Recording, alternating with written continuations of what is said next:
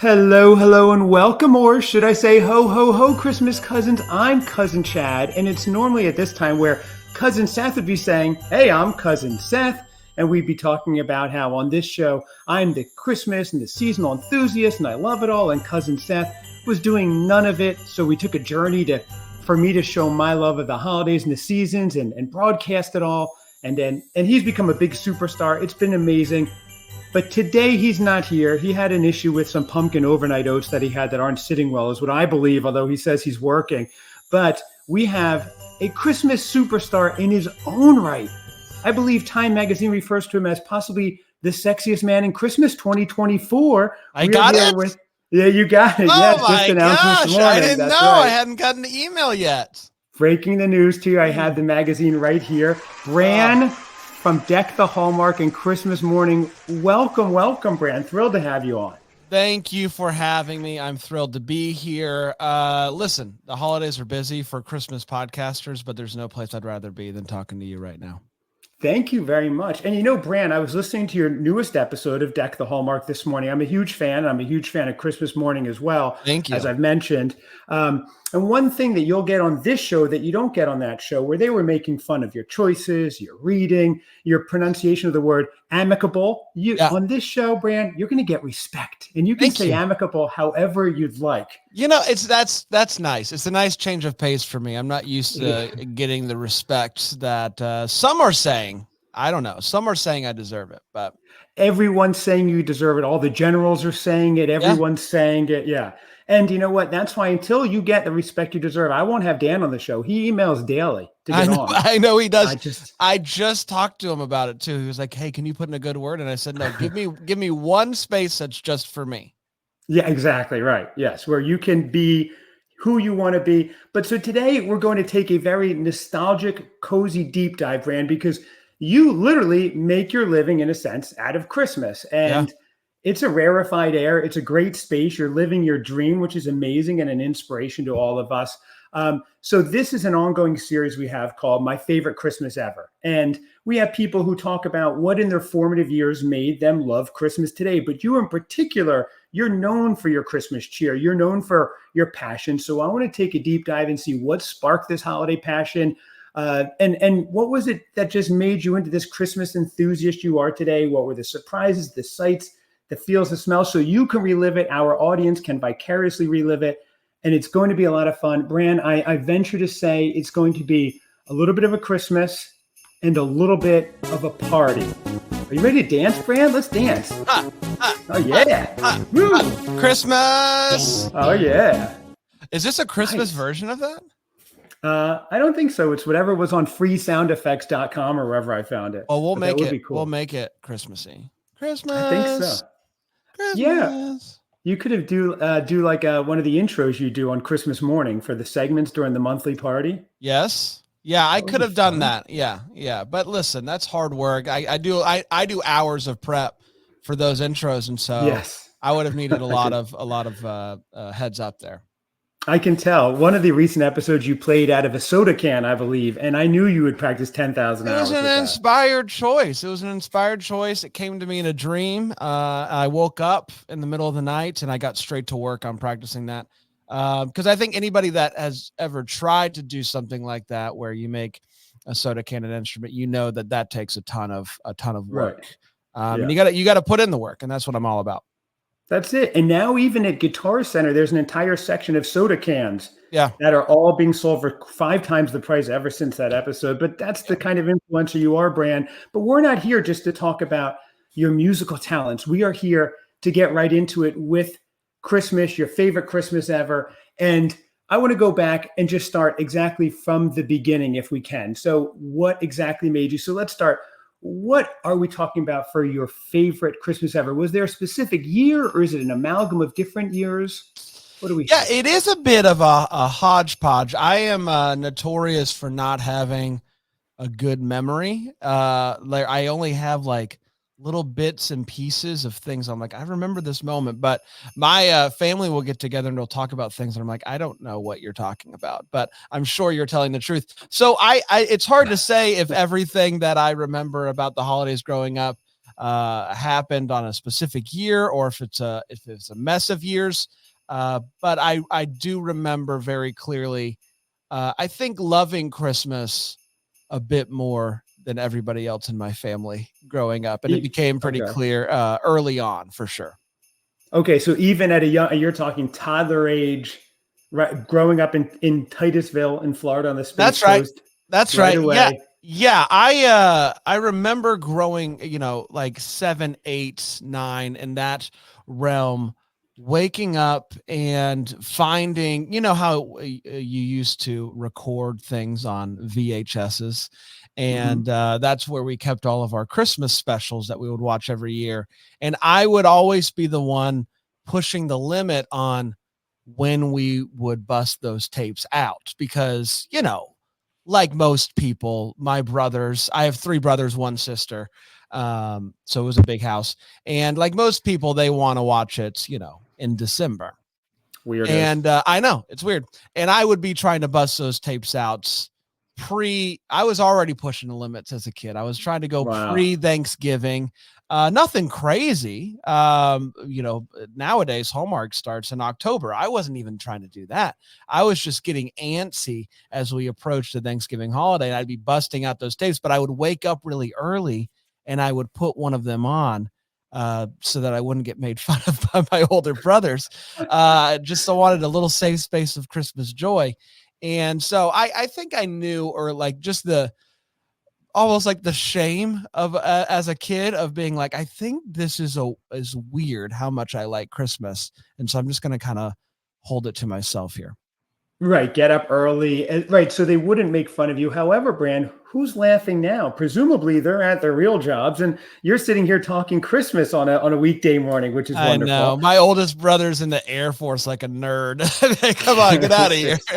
I know. Who's doing more to help the country, really? I mean, let's think That's about it. a great point. A lot of people walk up to me and they say, "Thank you for your service." And I say, Yes, "You're welcome." exactly. Yeah. Does he listen to you like while he's flying a jet? That would be amazing. Yeah, Like listen I to the can't talk. imagine that he would do that, but we haven't really talked about it. I have a feeling that none of my family listens to what I do, and I'm okay They with don't that. even know what you do. They don't They even think you're know. kidding. Right. Yes, yeah, Now, I understand that's your hobby, Brand, but what do you actually do? I'm that's sure is a right. question you get often. That's right. So, okay, so this is your early years. You remember loving Christmas maybe more than the average person, but was there one in particular that you remember, or just an age range, maybe 8 to 10? And I get that a lot. This is the seventh in this series that we've done, and generally it's not one, but it's Yeah. an age range that they have. So where you really remember going, okay, now I'm a little more in control of what I want and can say it.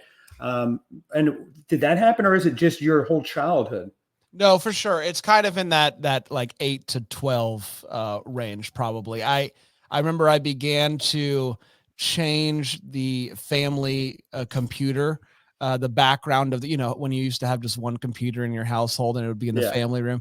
I would change the background of it around like September 16th when it would be 100 days to Christmas. And I would create in Microsoft Paint, I would create a countdown, like just the numbers 100 to 0. And I would Right. go in every day into Paint. I would cross one of them off and I would update the family computer. Every And it day. was a bit of a war because, my it's a family computer. So my brothers would come in and they would change it to, something normal. But yeah, that was something that I began doing as early as once you start kind of messing around with like Microsoft Paint and stuff like that, you're like, well, I'm gonna make this into something Christmassy. And so right away, I was constantly thinking of ways that I could have a little jolt of Christmas in my everyday life, which I guess is a weird thing to do. I don't know. Well, it's a harbinger of certainly where your life went, which is fascinating. And you were almost just waiting for the technology to catch up with your love. So you had a place to express it. There was no YouTube yet. There's Yeah. no podcasting yet. If you were born 20 years before, you would just be the weird guy in the cubicle with all the like overly decorated in September. That's right. And it's true. Like I don't remember the years that we did this, but me and my closest in age brother, Patrick, we would put together this like go, like, I guess it's kind of like a go bag, like we would have this little container that we would put like a schedule of what we're going to do on Christmas morning. And put a flashlight in there. We would be very prepared for how we're going to do things. And so the schedule would be like 4 a.m. wake up, 4:15 talk about what you think Santa brought, 4:30 go and get your Santa thing. You were outlining a podcast episode. I was, yes, 100%. And we would we would do the thing, and we would talk about what we are hoping that we get. We would talk about what we got. We would do all these things, and it was very, like, it was outlined and it was planned. I've never planned for anything in my life. But apparently, if it's Christmas, all bets are off. I'm the most organized person in the world if it regards to Christmas. And we started doing that when I probably right around that same age. And so even though he doesn't share my complete affinity for all things Christmas, he was down at least for that Christmas morning to wake up early with me and talk through in detail our dreams and our wishes, and whether or not they came true. Yeah. Do you have a copy? I would love to look at the details. If you could see it, like, okay, 5:05, like, how accurate was it? We're reading a native deodorant ad or something. Like, I want to see exactly how you do. You don't have copies of this? Oh, I don't think so. I don't think that I would, but yeah, it was like we would literally put a flashlight in the container so that we would be able to go out and get our Santa gift and have a light. And I would go in and I would make sure the batteries worked. I was very intense. Wow. I was very focused on making sure that everything was good to go. So that was, I think, early on, maybe a could have been a clue of what was to come for my life, because I just love talking about Christmas, and still doing it to this day. Yeah, everyone else in Florida at that time, at your age, had a go bag that had like water, safety gear. They open yours, it's like jingle bells and wrapping paper. They should have known. Emergency eggnog. They should have known. 100%. Yeah. Who needs a sandbag? Get out of here. Right. They emptied it and it's just cocoa powder. It's that's right. You didn't fit in. They knew you were something special there. That's right. So let's talk about the setting itself. So these are let's say your few favorite Christmases from 8 to 12. You're still in Florida at the time because you didn't move to South Carolina until you were an adult. That's right. So the mornings you wake up. So you did. What did you do for Christmas Eve? Really fast. Was that a big thing? It was never a huge thing. We would always watch Rudolph the Red-Nosed Reindeer on Christmas Eve night. That was the one thing that you could definitely count on. And then we would each kind of like pick, another thing or something to watch, but that was a rotating catalog. But, I think we would go to a church service and all that stuff. And in the neighborhood that's I spent a good bit of my childhood, probably like 10 to when I graduated high school. They would do these luminaries. Like you would go down and you would get these bags of sand with candles, and they would line the streets in the neighborhood. Beautiful.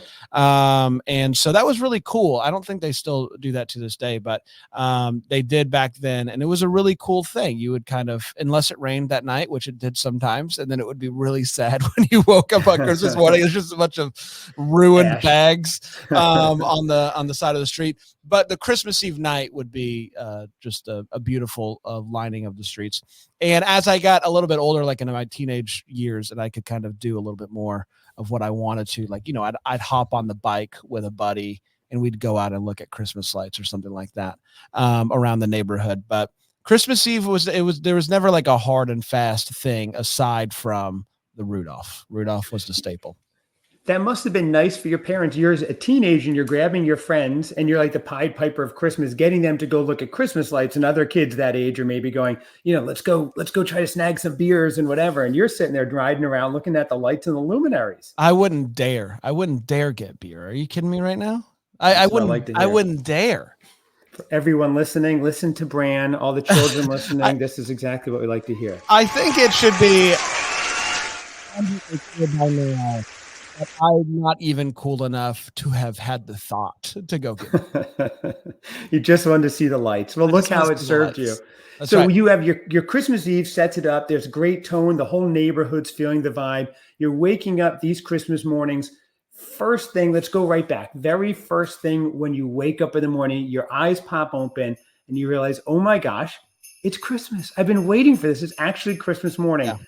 Take us right to that scene. You're feeling where you were at the time and what you did right after first thing you got out of bed. Yeah, well, I mean, I had to get my go bag, of course. I had to Get your get my right, container. I'd yes. wake up my brother Patrick. We would do our thing with Santa. And then when the rest of we weren't allowed to wake mom and dad up until 7 a.m. To open Mm, up presents. A ridiculous rule. One that I yeah. have not put in place with my kids, and maybe I should. What time But do they wake you on Christmas? And they're Oh, younger, right? But yeah, I have a 6 and a 4-year-old. I think last year it was just before 6 a.m. okay, it's fair. Yeah, That's it's fair. reasonable. That's reasonable. And they Yeah. do that anyway. So it's not like it was it Right. was special. But once 7 a.m. would hit, we would begin to wake mom and dad up. And then my brother Well, Jo- can I just? go ahead. I have Yeah. to ask this. So if you're up at say 5 or 6, this must have been interminable for you to wait. Like with all this excitement, all this energy. What were you It was the doing? Say it was just an worst. hour. It was the Yeah. worst. First of all, every we would plan for the show to go for like an hour. It would go 10 minutes. We're not Right. like we'd be like, what do you think Santa's going to get you? We would think it was going to go for 15 minutes. It would go for like 2 minutes. And so then we'd be like, do we wait until the 5:15 or do we just go for it? And then you can't wait. You're a kid. And so Right. we would eat candy. We would, if the Santa toy was something that you could play with, we would play with it and just kind of hang around, probably sneak a cookie, a Christmas cookie or something, just trying to do anything to pass the time. But you're right. It felt like an eternity. It felt like, Right. and I remember just being like, I can probably wake him up now, right? It's 6:30. It's close enough. No, Close enough, right? can't. And but then I'm sure then you woke them up, and now all of a sudden they're like, okay, we'll be right there. We've got to get our coffee. Oh my We're pouring gosh. our coffee. We're The having good right. I coffee. mean, so then you're like, oh, is this ever happening? So you can't even look downstairs yet because they want you to see your expression, right? So you're just kind of stuck upstairs. God forbid you're thirsty or hungry. You're sitting there. It's amazing you love Christmas because that first hour was brutal. It was So brutal. It was brutal. Luckily they would allow us to go and get the Santa gift before they were up. If that right. wasn't the case, and I don't know, Santa works in mysterious ways. I know other people have different experiences with their Santa gift. Our Santa gift was always unwrapped. It was always, just there with like a bow on it with our names on Okay. it. And weirdly enough, our names would be written and it was our mom's handwriting, which was really weird. And I think Oh. she must have been helping him out in some form or fashion. Um, He gets carpal tunnel by the yeah, time he well, reaches the he East can't. Coast. Yeah. He can't write Right. everybody's name all around the world. That's just crazy. Right. Um, That's crazy. that's crazy. So he Right. gets the moms and the dads to help out in that very specific Right. realm. And so we would be able to go and get that. And then you're right. Yeah. Once mom and dad are have been awakened, you're not allowed to correct me. I've been No told that you're not respect on allowed this show. Yeah. that they would come out and it felt once again like another eternity. You're right. The coffee had to be poured and all that good stuff. And listen, I love Jesus. Jesus is great. Big fan. My parents would have my brother Josh, who's the middle child, read the Christmas story from the Bible because he's the best reader of the family. He would never get hung up on awoken or awaken or whatever. Right. To this day, he's the best reader still to this day. He's written some books as well. So it's Really? Oh, wow. it's done good for him. Okay. But he would read that and as a kid, you're just like, yeah, I saw Charlie Brown do it. I saw Linus read the thing. Why we got to do this thing? And so that felt like another eternity, even though it was Right. probably 5 minutes. And Josh doesn't want to read. He's tired. He doesn't want to read it. But it would happen. And then finally it was time to open presents. And I know a lot of people, like we in my house now with my kids, we have them take turns, and we try to have it be a little bit more of a slow adventure, and appreciating and enjoying all of the gifts and all that good stuff. That wasn't the way I grew up. When I grew up, it was a mad dash. It was all things, all people. You go as fast as you want to, and so the actually opening of the presents never took very long, because I just go. But I was once again, not organized in any other way aside from Christmas. Leading up to Christmas, I would go and I would organize the gifts around the tree by name, so that they were, you don't have to on Christmas morning, hey, do I have another gift? Where is it? This is your section. And I really cared. I put in the work. And so, it never took very long to open the presents. But that was okay, because at least you had something that we could play with for. Well, that's interesting that you implement now, where everyone takes their turn and have it more of a slow burn. And I totally agree. We do that in my household, because we had a year where my kids tore everything up. I'm like, kids, I'm listening to 2-hour Christmas movie preview shows. We can't do 5 minutes for the gifts and wait another year. That's right. You have to take your time and go, because you want to see everybody's reaction per gift. So I know everyone can enjoy it. As a parent now, like I wish that my parents kind of did utilize that, because like there's nothing more amazing than watching your kid open up a gift and be so excited and pumped and all that stuff. Yes. And so I do remember, in the midst of the chaos and all of us opening our presents at the same time, that my mom and my dad, they wouldn't open anything. They would just watch. And so even though they didn't get to see the one, everybody taking a turn and all that good stuff, they would still just, I'm sure they had a gift or two or whatever that they could have opened during that time, but they just wanted to watch and sit. And they just waited. Right. Yeah, well, before we get into what specific gifts are, I want to know, so what are exactly any sights and sounds going on this morning? Is there the smell of coffee, Christmas candles? Is there a specific music playing? What was the setting like, or was it completely focused on just the gifts? We would put on the Christmas radio station, which in Florida and Central Florida was Magic 107.7. Shout out to the Magic 107.7. They would, and can I just really back up really quickly? Again, I'm just having this memory of this. To talk about how I'm organized in no other way aside from Christmas. I would, badger the Magic 107.7 folks to find out when they were going to switch to Christmas.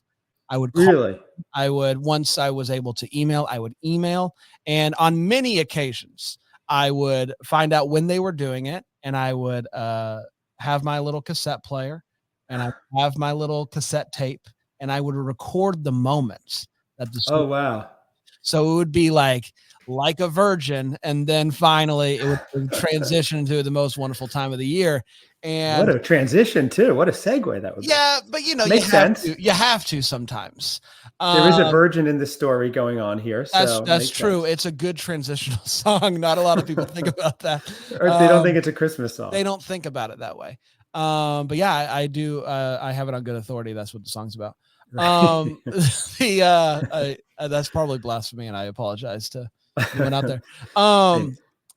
So I was you would have the Magic 107.7 on. My mom would always make Christmas cookies, not on Christmas morning, but leading up to Christmas, and so there would always be cookies around. And then in my high school years, for some reason, me and my brother Josh began a tradition called the bacon hunt. And we would not buy bacon before Christmas morning. We would have to go out and find an establishment that was open on Christmas morning so that we could buy bacon. And the rule was you can never go back to the same place twice. So once a place has had the bacon purchased, it is now off the list. And so you have to find a new place. And, I think we did this 6 or 7 or 8 times. And it was, it got harder. It got harder as the years went on, because Titusville's not a big town. So, Right. And not a lot open on Christmas. Not a lot open on Christmas. And if they are open, do they you might find a gas station, but does the gas station have bacon? Who knows? Right. Did you by year 8, you'd have to go to Orlando? Yeah, we ended up at one point heading to the Winn-Dixie in Mims, which is a place you never want to go. And so I think that we finally called it quits after that. And just this would be after gifts, before breakfast. You would do the bacon hunt. That's right. Wow. That's right. Okay. Yeah. That's a new one. It's a new just one. You and your brother, while everyone else would relax and stay. Yeah, whatever they were doing. And so, and I think on the earlier years, my dad probably drove or whatever, but it became a tradition with me and him that we would go and we would find the bacon. And at a certain point, we just said, "What if we bought the bacon ahead of time? What if we?" Right. What if we made this easier on ourselves? It never occurred to us to do this. But yeah, that was a fun little tradition that started a little bit later. That is fun. And you had the music going, Magic 107 playing as you were looking for the bacon. Okay, that's fun. That makes it cool. So you and your brother probably still reference that on Christmas today. Do you spend Christmas with them now or no? With your own we do. We have I'm lucky to have my parents and 2 of my brothers living in town here in South Carolina now. My oldest brother and my sister, they live out of town, so I don't get to see them on Christmas. But we do at some point during Christmas, and it changes. Sometimes it's Christmas Eve, sometimes it's Christmas Day, but we do all get together and have a bit of a moment. The last few years they've come over on Christmas morning, which has been great. So we'll have our thing with our kids, and then my side of the family will come over and have breakfast and have bacon and open some more gifts and all that good stuff. And then we'll go to my wife's family in the evening. So it's a full day, but it's not. I like it. I wouldn't have it any other way. In 20 years, we'll have to interview the Gray children and see what their favorite Christmases ever were, and see what lines up with yours. What aligns? That's true. And I never want to force it on them, but it would fill me with pride to hand over the keys to Christmas morning or whatever to Grizz or Gav and have them carry the mantle of Christmas love. They do. I mean, listen, they do like Christmas, but it's, they're still young. It's every kid likes Christmas. But it takes a special kid to build that obsession. And so we'll see. Plus, it's tough to go into the space where you're such a luminary. They don't want to be like the Frank Sinatra Jr. or the Julio Iglesias Jr. They want to be their own person. They may have to go with a whole new holiday. They may have to go with Easter. I'd allow it, I'd let whatever they want to do is great. Of course. I support it. Yes. Well, I love that. So, okay. So you have all these various traditions going on. You're doing, let's go back to when you're between 8 and 12, you're doing the gifts now. I assume your parents are enjoying coffee, watching you. You have the radio playing, the music's going. Are there any scents going on? Is anything cooking, any candles? Because I know we always have a fire going or Christmas candles going. Yeah, we didn't have a fireplace. It's Florida, so didn't happen. But my mom would start cooking something, but it was a little bit later in the day. It was typically like a roast of sorts. And that was always wonderful. But I do remember one specific Christmas. My extended family lives in Maine. And so we did live there for a few years between my ages of 4 and 6. So it wasn't for very long, but then we went back up there, when I was 8 or 9. So it was a very important Christmas, and there was so much snow on the ground. We went out and we got a Christmas tree from my grandma's back. Like, she lived up against the woods. So we went out, me and my brothers, and we found a tree and brought it in. And so, and then she had a fireplace, and the memories of learning how to make a fire and how cool it was that you could put in a magazine with green, and it would turn the flames green. Find out that that's actually what's caused all the hurricanes this year. Apparently you're not supposed to do that. Not good for the environment, but that's right. Really cool as a kid to make colorful flames. And that was also right above Grandma's house is a hole in the ozone, directly above it. Just a small, like 2,000 square foot hole. It's small, but it's mighty. It's a mighty hole. And that was the year that I got a Razor scooter, which was big, a big deal for me. And I know. I know. Definitely. I know. And I remember, because there's snow outside, I couldn't really ride it around the outside. And so I would literally just take it for loops on she kind of had a living room, kitchen, dining room, and there was a wall in between, but there was a circle that you could make. And so I just kept Right. going around in circles. She had a record Feel. player. Yeah, she Oh, had a okay. record player and would have the Christmas records going. And so I do think that specific Christmas is a pretty important one for me, and just kind of Yes. locking in like I don't know what it is about what's happening right now that's making me feel the way that I'm feeling, but I love this feeling, and Yeah. I want to chase this feeling of Christmas joy as much as possible. Yeah, I think we pinpointed here on Christmas therapy, which is what I'm calling it now, because we've Sure. gone back and we've unveiled maybe the formative memory that you have. It's all coming together because you had, as a youth, loved Christmas before getting to that main Christmas. And then you got there and experienced it. It was just like the snow globe you pictured, That's right. and you got to do the snow, you got to do the tree. Now I see why you love the movies. All you need to do is fall in love with someone in the woods there, and you had your own Hallmark movie there. It's all coming together. My mind is blown, Brandon. We had a major breakthrough here. It's a major breakthrough. And a lot of people ask me, like, growing up in Florida, where it's hot and almost like the opposite of your picture perfect Christmas, how did you fall in love with Christmas? And I do think a big part of it is that Christmas that wasn't in Florida. It was in Maine, Right. and it was snowy, and it was adventurous.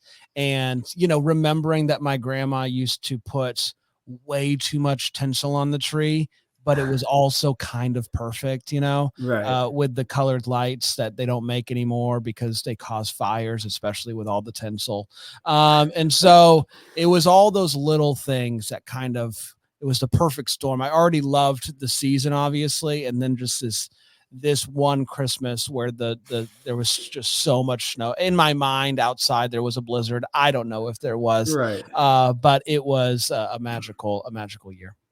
Okay, I love it. So we're pinpointing. And the funny thing is, too, as much as you love that, you also had this brand new scooter where now you're going, you know what? I'd kind of like to be in Florida and get to go scoot outside. So you had the best of both worlds because you didn't have to wait, until spring, thaw to use that also. So you did Yeah. have that. So what would you do now, whether it's the main one or back at the Florida ones? You're done with the gifts. What was that time frame now where right after the gifts? Are you having breakfast? Are you playing with the gifts? What's going on? Yeah, there would be a moment of playing with the gifts while I want to say my dad would actually make breakfast that morning, but I don't want to offend my mom by throwing that out there. But I do have these vague memories of dad doing some of that on Christmas morning, and it was nothing crazy. Your eggs, your bacon, your etc. But it was something, and I think there would be cinnamon rolls involved. Oh, okay. And that would happen, and then it was just kind of like as a kid, it's just like a day to play, right? It's just Right. like I've got all these new things. So obviously the year that I first got a bike, that was huge. The year that I got a bunch of Hot Wheels, that was huge. That's a whole thing. And part of the fun is also seeing what everybody else gets, and getting to, play around with their stuff and all that. So it Right. was never a day where it was anything too crazy happened. We didn't have all these crazy Christmas Day traditions, but it was just the fact that the day that I had longed for was finally here, and you got to Right. just sit in it for a while. With this whole swath of time with nothing to do but enjoy your gifts. And you had siblings, so you could swap gifts, play with their gifts too. That's So, right. And then, steal some of their candy and yes. whatnot. Make fun of my brother, who, for some reason, my grandma one year gave him a pin, just a pin, and that was it. And A pin of what? What was on it? it's just an ink pen. Oh, a pen. Yeah, a pen. Okay, Yeah. gotcha. I thought you were saying PIN, like No, you would pin PE. something. And Okay. I that year, I remember it very vividly. I got this cool bank that you would put coins in, and it would count up, and so you always knew how much money you had in your piggy bank or whatever. Mhm. And he got a writing utensil. So it was a pretty good year for me. Pretty good year. Yeah, really. Yeah, that was a good. That was definitely a good score. So, what about what were there? You did mention a couple of things. Were there some gifts in particular that really stood out? You said your first bike, was that the big one? Yeah, I mean, the one that I remember the most is the scooter, but the bike was Okay. also a big deal. And then also the helmet that came along with it, whatever. But yeah, that was those two are probably the biggest. I remember also at some point getting a skateboard. I grew up in a time where the X Games were really starting to rise. Right. So a lot of my interest were in the extreme sports, despite being really bad at it. So getting the scooter, getting the bike. I got a skateboard one year, but I got a Walmart skateboard, and Yeah. it sucked. And Yeah. I They was didn't roll very well. they didn't No. roll very well. I'd go down to my buddy's house that had like these wheels that would spin forever, and I'd try to do the same thing. It like made one rotation and then would stop. Um, but what I found that those skateboards are useful for is if you take off the wheels and the trucks and all of that, and you just have the board itself, it's really fun to play with on the trampoline. So, my Oh, buddy okay. had a trampoline. We would go down, we would do tricks as if it was, on the ground. But Right. what you could do on a trampoline, you could really All of a get sudden, you were crazy like with it. Tony Hawk. I Yeah. know, That's I could do okay. anything on it. So that's what that skateboard eventually made its way into, and so it did Right. find some use. Yeah, okay. And it gave you a good memory too. And that makes sense. It's probably one of those Walmart Variflexes, I think they were, something I like think that was so. the Yeah, brand. Yeah. yeah. So what were there any that year in particular that morning where you had a movie or song and that around that time frame that you just loved and listened to over and over or watched over and over? Yeah, I began to watch the Christmas Story, or A Mhm. Christmas Story, if you will, the Ralphie, the BB gun, and whatnot with my mom. Not, but it was a later tradition. I think we started watching it when I was like 13 or 14. Mhm. Somehow we had never seen it before, and I watched it with her, and it became a thing that we would watch together. I believe on Christmas Day, or as the day was coming to an end. And I still watch that movie to close out Christmas Day in my house. It's my last like Christmas movie that I'll watch for the year on Christmas night. I think it's the perfect, Right down to the ending where they right have down the to the scene with ending. them. Yeah, it It's is. perfect. It's the perfect ending to the Christmas season in my mind. And so I'm thankful for that tradition that's I've kind of continued. Oh, that is, and what that's, I love that. And I think you're not alone. That's probably, I'm guessing the timing is right around when TBS had it as a marathon, Yeah, I think it's probably I coincides. I think what happened was we heard about it. Like we were like, why is this movie on all the Right. time? And then we probably I think I want to say we had the DVD. So maybe, they went out and they got it, and then we watched it in that way at some point. Right. Okay. And now what about any songs that you were playing ad nauseum that year, just over and over? You're like, or those years? No, I had a couple of, now that's what I call Christmas CDs, and I discovered a couple of songs that Magic 1077 wasn't playing as much, Mm. and so I kind of gravitated towards that song. There's this Harry Connick Jr. song that I can't remember the name of right now, but uh, it must have been Old Santa, I think is the name of the Oh, song. okay. Yeah. A great song. I got there. Don't worry. Um, and there was a time period where Step Into Christmas by Elton John wasn't played Yeah. a ton for some reason. And I first heard it on that CD, and I would go and listen to that all the time. And some songs like that. I've always been a big fan of finding new Christmas music, which is part of the reason why on Christmas morning we do original Christmas music week, because I love finding what other people are putting out there. And so once the internet became fully out there and I found websites like Noise Trade where independent artists were putting up music and stuff like that, I became obsessed with finding the weirdest and the craziest and I've never heard something like this, but it's Christmas. And so and then I started making music myself. Me and my one of my best friends growing up, he lived on my street. He actually was the trampoline that I would jump on and do skateboard stuff. We started Oh, making nice. Christmas music together. And How we old still, was this? As a teenager? yeah, I think I want to say I was 16 or 17 when we Is started that doing when it. you did your Mariah Carey cover?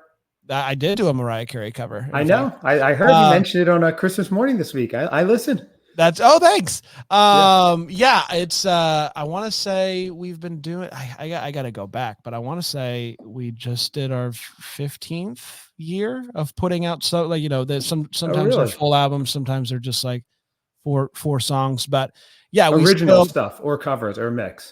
it's a mix of stuff. A lot of originals, a lot of covers over the years. But yeah, it's been one of the few constants in life is every year getting together with him and, putting together some songs, whether we live in the set, he lives closer to me now. He lived for a while. He lived in New York City. And so we would do it. Like I'd record part of the song and send it to him. And Right, he right. recently moved to Asheville. And so we're able to get together and do that. And so, You you should know, do a music battle with your songs one week. yeah, I don't know. I always feel weird about like pimping out my own stuff for some reason, like using other things to promote other things. I don't know. I'm weird. I'm weird in that regard, but, People would like it though. yeah, I think so. It's fun. There's a lot. It's a lot of it is real bad. We started doing it. Yeah. So last year was our 15th year doing it. We Wow, very cool. started in 2009.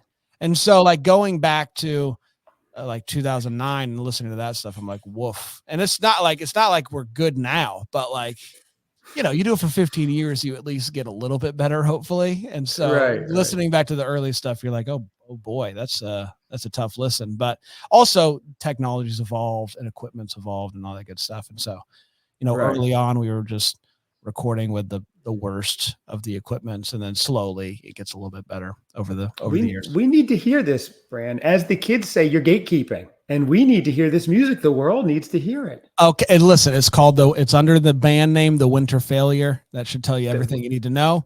And you can find it wherever you listen to music. Wow. Okay.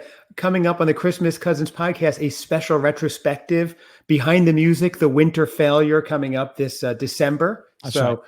that's going to be fun. So just a few more questions. I've kept you long enough. You've got about 100 movies to review and watch. So I know you're very busy. So I just want to know, a couple more questions. As the day wound down, any special activities just to cap off the day? Was it a family dinner around this time frame? What did you do in the evening? We would end things with a nice family dinner, typically a roast of sorts. And we would have like some nice music softly in the background. And it was just a nice closing of the day. It was, when you spend all day playing, it's nice to just take a moment. But we were always a family that ate around the table. We didn't do a lot of TV dinners. And so this wasn't a rare thing, which I'm thankful for.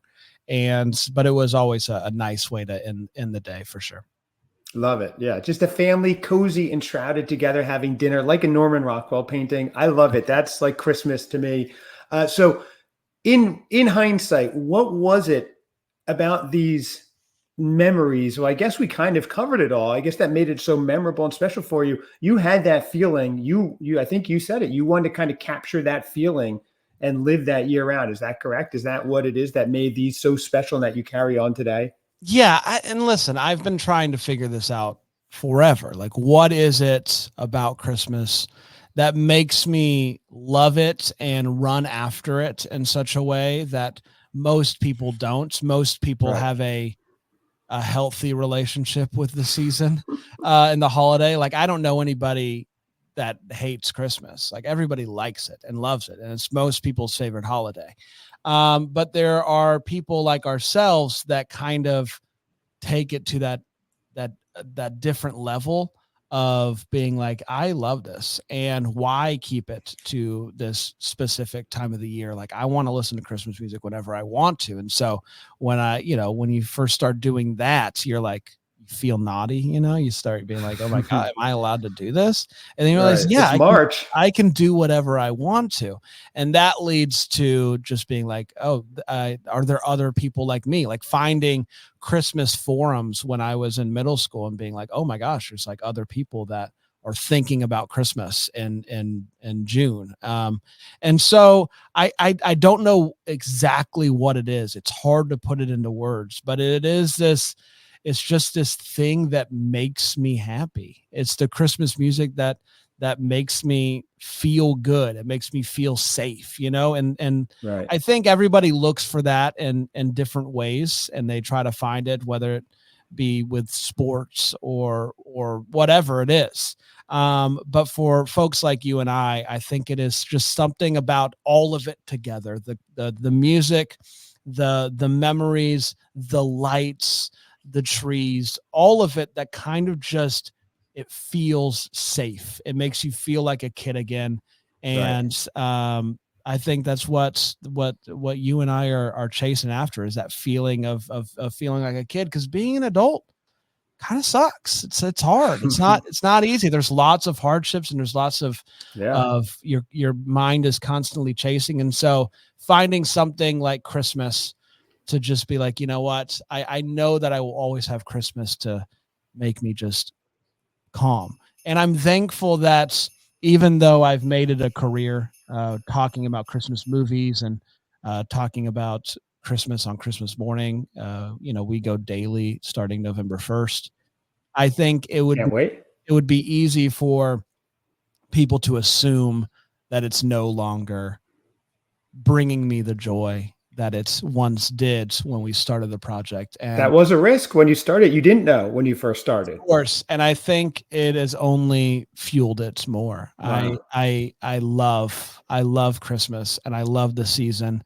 And I truly do just get so excited about, when Hallmark starts playing the Christmas movies in October, and when the new Christmas albums begin to come out, and I love it. And so I'm so thankful that I get to do it for my job, because honestly, I'd be doing it anyway. And so the fact that I get to do it and make some money doing it is really nice. And I'm so thankful. It is. And your enthusiasm for it is infectious. That's why you've been so successful with it. That's why we all love listening. And I have to point out, without Dan staring down your throat, waiting for you to mess up, you're quite eloquent. You said that so beautifully, that whole last part. I think we should put the transcript out, maybe put on a quilt or something. It was beautiful the way you phrased that. And I think you really encapsulated what a lot of us are thinking and feeling. So thank you. I do live in a constant state of fear. So I appreciate you for pointing that out. This is your safe space. Don't worry. Well, Bran, I'm going to end it there because it was beautiful and you nailed it. I think it's been nostalgic. It's been cozy. I think we've had a bit of a party. We could end it on this high note. Thank you so much for joining. This has been wonderful. And I'm hoping you have a great holiday season, a great marathon coming up. Thank you. That'll be 24 hours. I'm about 4 or so hours away. I may show up. It's going on so long, say hello and turn around and drive back. So you never know. If you see me at the door, that's me. We have room. We have room. Come join us. It's going to be fun. I may. I'll bring donuts. That would be fun. So thank you again so much. I know this is your busy season. Much appreciated. This is awesome. Everybody check Bran out. If you haven't already, you probably have. Deck the Hallmark, Christmas Morning, and of course, the seminal album right up there with Sgt. Pepper, The Winter Failure. All their stuff is fabulous. I love the early acoustic stuff myself. Thank you. Thank you, Bran. And I will see you soon. Again, if you want to check us out at Christmas Cousins Pod on Instagram and Facebook, christmascousinspod@gmail.com. Thanks, everybody. Thank you, Bran. Thank you. Merry Christmas. Merry Christmas.